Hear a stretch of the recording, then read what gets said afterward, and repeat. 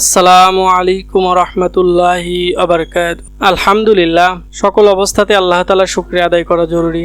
আজকে আমরা চলে যাচ্ছি আমাদের বাড়ির পাশে যে ঘাসের জমিটি আছে সেখানে। আমাদের ঘাসের জমির অর্ধেক আমরা আমাদের যে মুরগির লিটারগুলো হয় সেগুলো দিয়েছি, আর বাকি অর্ধেক আমরা দিয়েছি রাসায়নিক সার। আজকে আমরা দেখাবো যে কোনটিতে কিরকম ফলন হয়েছে। তো আলহামদুলিল্লাহ, আমরা ঘুরে আসার পরে একদম অবাক হয়ে গেছি যে আমাদের জৈব সার ব্যবহার করার কারণে ঘাসের যে পরিমাণ গুজি নিয়েছে এবং যে পরিমাণ ঘাস বড় হয়েছে, আলহামদুলিল্লাহ আমরা দেখে অনেকটাই অবাক হয়ে গেছি যে অল্প কিছুদিনের মধ্যে এত পরিবর্তন।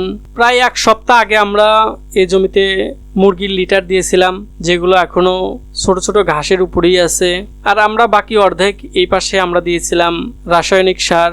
আপনারা দেখতে পাচ্ছেন যে এখানে খুব বেশি ভালো ফলন হয় নাই, ঘাস অনেকটাই লাল হয়ে আছে। আমরা যে পাশে মুরগির লিটার দিয়েছি সেই পাশে ঘাসগুলো অনেক দ্রুত বেড়ে উঠেছে।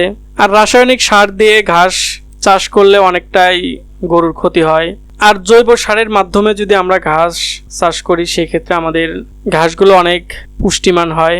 আমাদের ঘাসের জমিতে জৈব সার ব্যবহার করার কারণে যেমন ঘাস অনেক দ্রুত বৃদ্ধি পাচ্ছে, তেমন আমাদের রাসায়নিক সার কেনার যে খরচাটা আছে সেই খরচা আর হচ্ছে না। সেই দিক থেকে কিছু টাকা হলেও বেঁচে যাবে।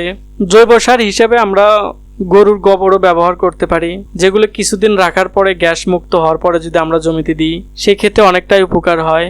যাই হোক, সবাই আমাদের জন্য দোয়া করবেন, আমাদের খামারের জন্য সবাই দোয়া করবেন। আল্লাহ তাআলা যেন আমাদের খামারের মধ্যে বরকত দান করেন। হাসবুনাল্লাহু ওয়া নি'মাল ওয়াকিল। বান্দার জন্য আল্লাহ তাআলাই যথেষ্ট। আসসালামু আলাইকুম ওয়া রাহমাতুল্লাহি ওয়া বারাকাতুহু।